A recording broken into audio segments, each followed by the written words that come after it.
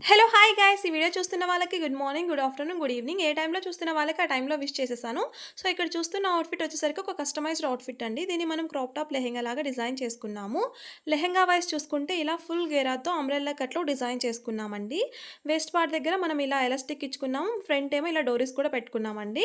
And ఓవరాల్‌గా lehenga look ఇలా ఉంటుంది. సింపుల్ అండ్ ఎలిగెంట్ లాగా అనిపిస్తుందండి. ఈ కలర్ చాలా బాగుంది. మ్యాంగో యెల్లోలో డిజైన్ చేసుకున్నాము. దీన్ని మనం 3 టైప్స్ లైనింగ్ వేసుకున్నామండి. మెయిన్ క్లాత్ ఒకటి అండ్ సాటిన్ అండ్ లోపల క్యాన్ యేసుకున్నాము.